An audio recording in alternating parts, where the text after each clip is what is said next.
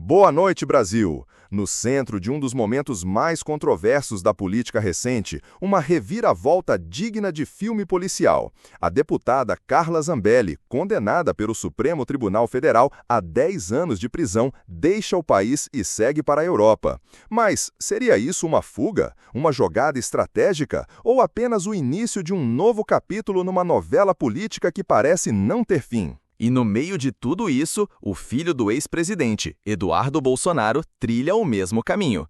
Coincidência? Ação coordenada? Prepare-se porque o que vamos mostrar aqui vai além das manchetes. Fica com a gente até o final, porque o buraco, meu amigo, é muito mais embaixo. Zambelli afirma estar na Europa e que irá pedir licença do cargo de deputada federal. Em vídeo, ela diz que não está fugindo, mas resistindo. Com fala emotiva, cita até a tatuagem de uma fênix para reforçar a narrativa de que está renascendo das cinzas. Vamos ouvir. Federal. Eu queria anunciar, Pitoli, que eu estou fora do Brasil. Já faz alguns dias. Eu vim, a princípio, buscando um tratamento médico. E é um tratamento que eu já fazia aqui, e agora eu vou pedir, inclusive, para que eu possa me afastar do cargo.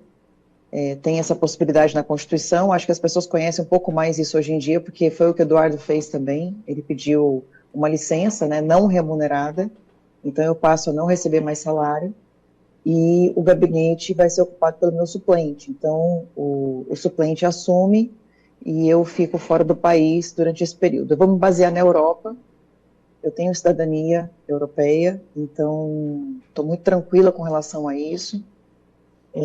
Gostaria de deixar bem claro que não é um abandono do país, não é desistir da minha luta, muito pelo contrário.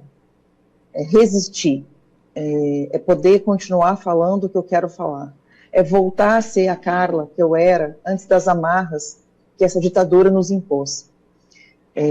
Eu costumo dizer, eu tenho uma tatuagem de uma fênix, e eu costumo dizer que a gente tem que se reinventar todo o tempo. Quando as pessoas acham que a gente virou cinzas, a gente tem que renascer das cinzas e voltar a brilhar. Olha, Carlos, bonito discurso, mas convenhamos, o timing levanta muitas perguntas. Ela foi condenada, ainda não teve o trânsito em julgado, é verdade. Mas sair do país logo agora? E mais, com cidadania europeia nas mãos? Exato, e o advogado dela confirmou, foi apenas comunicado, não consultado. Líderes do PL já reagiram. Sóstenes Cavalcante, por exemplo, chamou o processo de autoritário e disse que estão tentando calar 1 milhão de votos. A velha narrativa, perseguição política. Mas os fatos são teimosos, Carlos. Além da condenação por invasão de sistemas e falsidade ideológica, Zambelli ainda foi condenada a pagar 2 milhões de reais em danos morais e materiais, e está inelegível por pelo menos 8 anos após o cumprimento da pena. E é aqui que a coisa muda de tom, porque essa história lembra, e muito, o caso do ex-diretor do Banco do Brasil, Henrique Pizzolato, em 2013. Lembra dele? Lembro sim.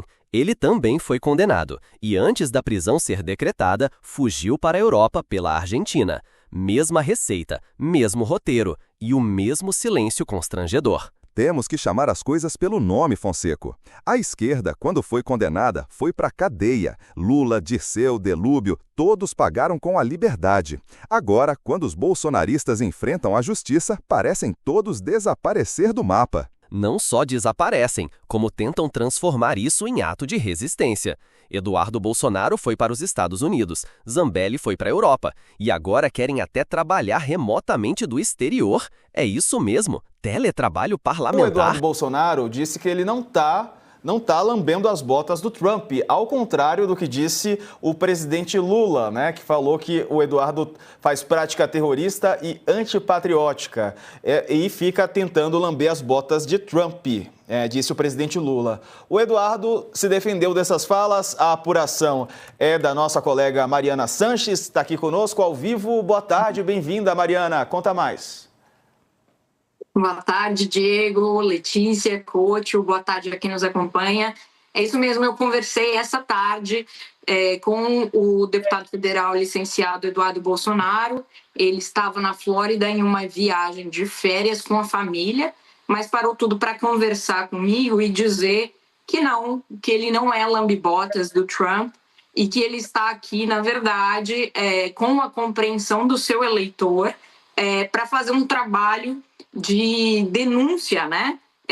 De tentar expor aos americanos, às autoridades aqui trumpistas, o que ele vê como uma situação antidemocrática, que seria a situação do pai dele, Jair Bolsonaro, no Brasil, e de outras lideranças da direita que estariam sendo cerceadas no seu direito de defesa e na sua liberdade de expressão nos processos do Supremo Tribunal Federal e especificamente nos processos relatados pelo ministro Alexandre de Moraes, que é o grande alvo, né, do grupo bolsonarista. Me chamou a atenção, você disse que o deputado Eduardo Bolsonaro tá passando um período de férias, é isso? Férias dentro das férias?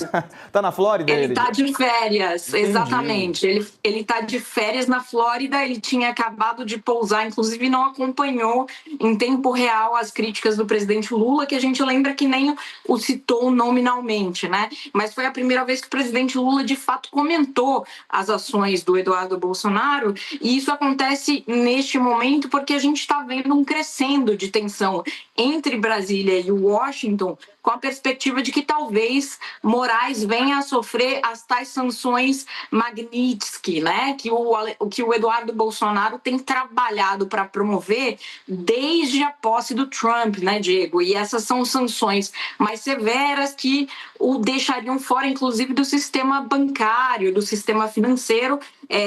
Então, assim, o Eduardo tem feito ativamente essa busca por autoridades americanas para tentar garantir que isso aconteça, e o presidente Lula hoje garantiu que o governo do Brasil vai defender não só o seu ministro, como a Suprema Corte, né, Diego?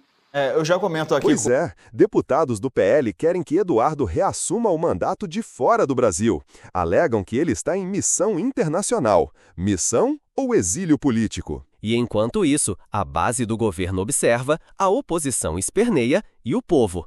O povo assiste a tudo isso com cara de interrogação.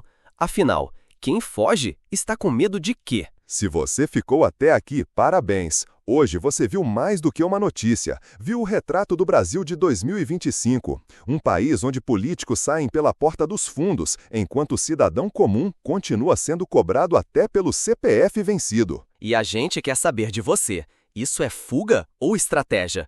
Covardia ou sobrevivência? Deixa a tua opinião nos comentários. O debate precisa acontecer fora das bolhas. Aproveita e já deixa o like se esse conteúdo te fez pensar. Se inscreve no canal, porque aqui você não ouve só manchetes, ouve análise de verdade. E ativa o sininho, porque o próximo episódio dessa novela política já está em produção. E pode ter certeza, a realidade sempre supera a ficção.